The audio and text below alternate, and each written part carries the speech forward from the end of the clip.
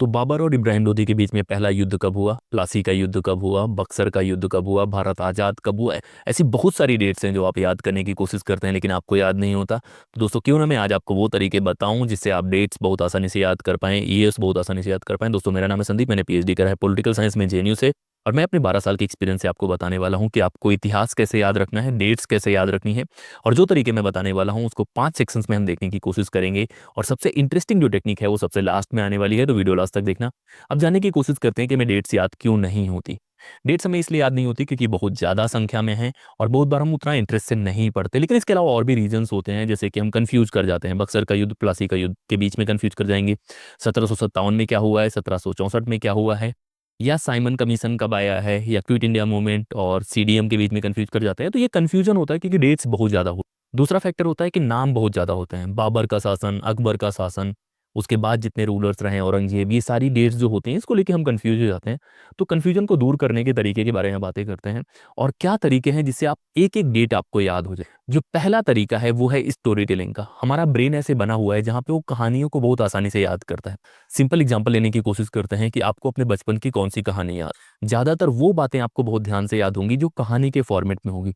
अचानक से random event याद नहीं होगा आपको कि भाई ये हो गया, इस डेट को हो गया। तो जब भी आप इतिहास पढ़ने की कोशिश करें कि उस ब्रॉडर कहानी को आप समझें। बाबर और इब्राहिम लोदी के बीच में जो युद्ध हुआ था वो 1500 कुछ में हुआ था, ये बात आपको पता है।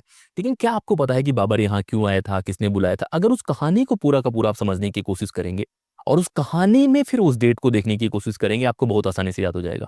तो सेपरेट सीधे लूसेंट से या किसी किताब से डेट याद करने से लाख गुना बेहतर है कि उस कहानी को समझने की कोशिश करो। जब भी आप भारत की आज़ादी की कहानी समझने की कोशिश करेंगे तो आपको पता लगेगा साइमन कमीशन कब आया है, क्विट इंडिया मूवमेंट कब आया है। लेकिन डायरेक्ट आप याद करने की कोशिश करेंगे कि 1927 में ये हुआ, 1942 में हुआ, तो 100 डेट्स आप याद करेंगे, आपको बार बार कंफ्यूजन होगा, आप बार बार डेट्स याद करने की कोशिश करेंगे। लेकिन जैसे ही आप कहानी के फॉर्मेट में याद करते हैं आपको 22 गुना ज़्यादा याद हो जाता है। क्योंकि आपको पता है कि भगत सिंह जी 1920 के दौर में थे, गांधी जी 1915 में आए थे, 1917 में चंपारण था। ये बातें मुझे क्यों याद है?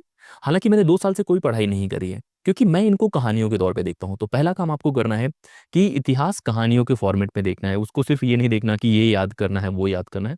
उस कहानी को समझने की कोशिश करो और एक बार आप उस कहानी को समझ जाओगे तो आपको बहुत आसानी से याद हो। अब बात आती है दूसरे तरीके के बारे में। दूसरा तरीका है डेट चंकिंग के बारे में। मैंने पहले ही बताया है कि चंकिंग एक मेथड होता है जिससे आपको बहुत सारी इन्फॉर्मेशन याद हो जाती है। मान लीजिए कि 100 अलग अलग इन्फॉर्मेशन है, वो आपको याद करनी है। उससे आसान है कि आप उसको 10-10 के ग्रुप में बांट के याद करने की कोशिश करें। अब चंकिंग कैसे होती है वो देखने की कोशिश करें। जब भी आप चंक करने की कोशिश करें, या तो आप टाइम के हिसाब से चंक कर सकते हैं कि 1950 से लेके 1980 तक हुआ, 1980 से लेके आगे क्या हुआ, या आप उसको पर्सनालिटी वाइज चंक कर सकते हैं कि चलो ठीक है हम मुगलों के इतिहास को पढ़ने की कोशिश करें। चंक में क्या होता है, आप 10-12 इंफॉर्मेशन को एक साथ याद करते हैं। तराई का पहला युद्ध कब हुआ, तराई का दूसरा युद्ध कब हुआ, अकबर का युद्ध कब हुआ, अकबर कब तक रहे, उसके बाद शाहजहां, जहांगीर, औरंगजेब, ये कैसे कैसे आए हैं उसके बारे में पूरा का पूरा इन्फॉर्मेशन रखो। तो एक बार आपने स्लेव डायनेस्टी का पढ़ लिया, एक बार आपने गुप्ता का पढ़ लिया, एक बार मौर्य का पढ़ लिया। जब आप ग्रुप में पढ़ने की कोशिश करेंगे तो ब्रेन इनको बहुत अच्छे से कैटेगराइज कर पाता है, याद कर पाता है। तो अगर मैं ये देखूं कि मैं भारत के इतिहास को पूरा ईसा पूर्व से देखने की कोशिश करूं, बुद्ध से लेके अभी तक का, तो हम क्या करेंगे, एक एक इवेंट को अगर याद करेंगे तो 200-300 इवेंट होंगे।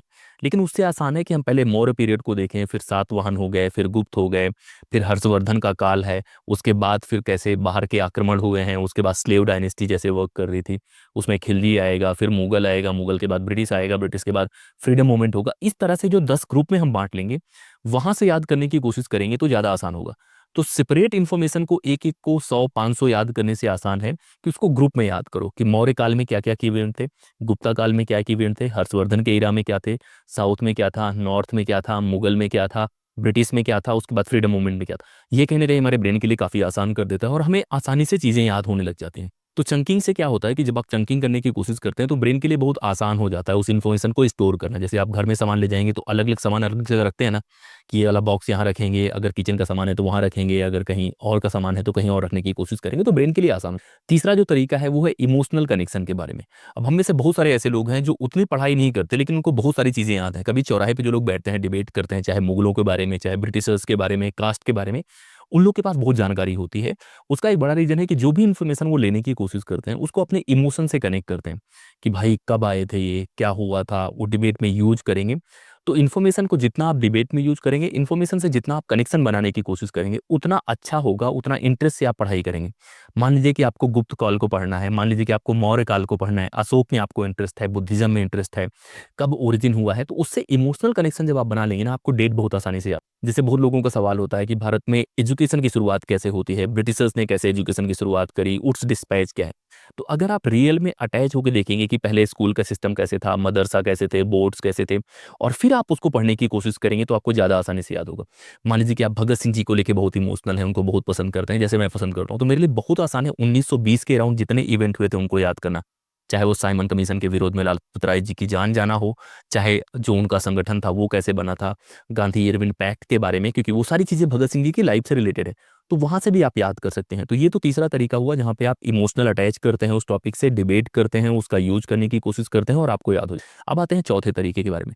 चौथा जो तरीका है वो होता है क्रोनोलॉजी समझने का तरीका। डेट्स के साथ सबसे बड़ी दिक्कत यह है कि बहुत ज्यादा है, तो आप जैसे वॉक कर रहे होते हैं ना, वैसे एक तरीका बनाओ कि आप किसी रास्ते पे वॉक करते होगे, रेगुलर वॉक करते होगे, जैसे मैं अपने घर से चौराहे तक वॉक करता हूँ। अब आपको डेट को भी वैसे कनेक्ट करना है कि मान लो कि आप अपने घर से निकलते हो, उसको आप मान लेते हैं कि ईसा पूर्व का समय है, जब मौर्य काल है।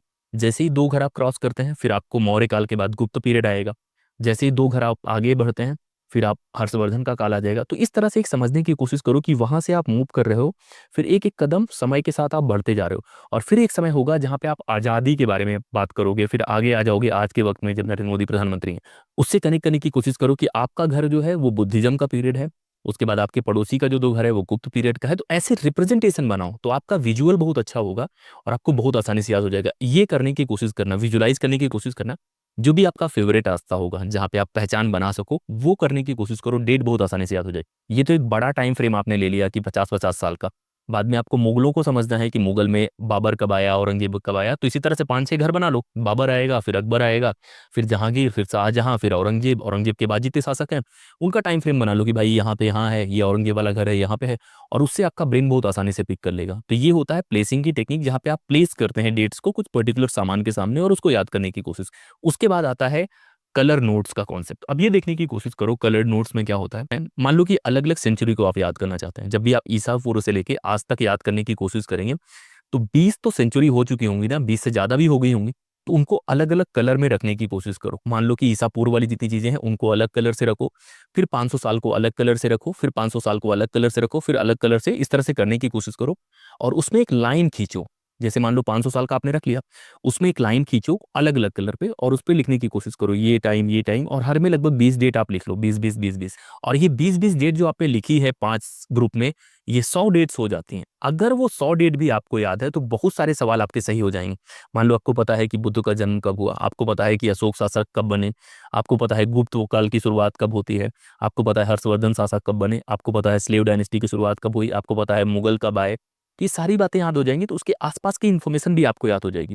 तो कलर से क्या होगा कि आप अलग अलग कलर से अलग अलग चीजों को रिप्रेजेंट कर रहे होंगे। ईसा पूर्व के पहले वाला टाइम अलग कलर से, उसके बाद 500 साल अलग कलर से, फिर 500 साल अलग, ऐसे से करके बांट लो और ये याद करने की कोशिश करो। तो कलर को ब्रेन अलग तरीके से पिक करता है, तो वहां से भी आपको याद हो जाए। अब आता है लास्ट तरीका जो मैं बहुत ज्यादा इस्तेमाल करता हूँ, वो है डिकेड पर्सनालिटी का कॉन्सेप्ट। कहने का मतलब है कि अगर आपको और डिटेल में जाना है, अभी तो हमने 500 साल का ग्रुपिंग करा है, मान लीजिए कि आपको 20वीं शताब्दी का पूरा इतिहास जानना है कि 1910 तक क्या हुआ, 1910 से 20 तक क्या हुआ, 20 से 30, 30 से 40, ऐसे क्या क्या हुआ। अब हर डिकेड की एक पर्सनालिटी को आप चुनने की कोशिश करो, या एक इवेंट को चुनने की कोशिश करो और उसके अराउंड के इतिहास को देखने की कोशिश करो। मान लो कि मुझे भारत का इतिहास देखना है 1900 से लेकर 1910 तक, तो मैं बंगाल का विभाजन चुनूंगा कि क्या क्या हो रहा था, वहां पे क्यों विभाजन हुआ, अरविंद घोष कौन है, उसके अराउंड देखने की कोशिश करूंगा, वहां से याद करने की कोशिश करूंगा मुस्लिम लीग कैसे बनता है। 1910 से लेके 1920 तक अगर मैं बात करूंगा तो मैं गोखले को सेंटर पे रखूंगा कि वो क्या कर रहे थे, मॉडरेट्स कांग्रेस में क्या कर रहे थे, उसके राउंड में देखने की कोशिश करूंगा। जब भी 1920 से लेके 30 तक आऊंगा तो मैं भगत सिंह जी को सेंटर पे रखूंगा कि वो क्या कर रहे थे, उनका ग्रुप क्या कर रहा था, फिर गांधी जी क्या कर रहे थे, साइमन कमीशन क्या था। 1930 से लेके 40 तक आऊंगा तो मैं सुभाष चंद्र बोस को रखूंगा क्योंकि वो इंटरेस्टिंग पर्सनालिटी हैं, गांधी के खिलाफ चुनाव लड़ते हैं, मतलब गांधी की ग्रुपिंग के खिलाफ। और फिर 1940 से लेके 50 तक मैं क्विट इंडिया मूवमेंट के बारे में पढ़ूंगा, संविधान सभा कैसे बनी उसके बारे में पढ़ूंगा। तो पर्सनालिटी वाइज और इवेंट वाइज याद करने की कोशिश करूँ। 1950 से 60 के बीच में नेहरू के ऊपर फोकस करूंगा, 60 से लेकर 70 तक मैं लाल बहादुर शास्त्री पे फोकस करूंगा, 70 से लेकर 80 तक इंदिरा गांधी पे फोकस करूंगा, 80 से लेकर 90 तक मैं राजीव गांधी पे फोकस करूंगा, 90 से लेकर 100 तक अगर मैं फोकस करूंगा तो नरसिम्हा राव पे फोकस करूंगा, देवगौड़ा पे फोकस करूंगा, 2000 से 2005 तक अटल बिहारी वाजपेयी पे फोकस करूंगा, और 2005 से लेके 2010 तक मैं मनमोहन सिंह जी पे फोकस करूंगा। उसके बाद का मैं अलग अलग तरीके से फोकस करूंगा। तो ये पर्सनालिटीज़ को जिस तरह से मैं डिकेड के हिसाब से कनेक्ट कर रहा हूँ, तो एक बार एक पर्सनालिटी मुझे पसंद आ गई, उनके बारे में मैंने थोड़ा बहुत पढ़ लिया, तो वो जानकारी मेरे अंदर आ गई है। अब मैं उसके अराउंड के इवेंट देखने की कोशिश करूंगा कि आरटीआई कब आया था, ये अमेंडमेंट कब लागू हुआ था।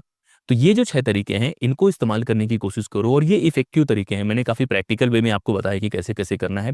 और सबसे इंपॉर्टेंट जो है वो पर्सनालिटी वाला है, कलर वाला भी है, और पेसिंग वाला भी है। तो ये सारे तरीके इस्तेमाल करने की कोशिश करो, और अगर ये तरीके आप इस्तेमाल करते हैं तो आप बहुत आसानी से याद कर सकते हैं। हमारा ब्रेन जो कलर्ड चीज़ें होती हैं, जो विजुअल्स होता है, उनको आसानी से याद करता है। तो जो भी इंपॉर्टेंट पर्सनालिटीज़ हैं, उनको याद करने की कोशिश करो, उनकी फोटो देखने की कोशिश करो, उनके बारे में फैक्ट्स कलेक्ट करने की कोशिश करो।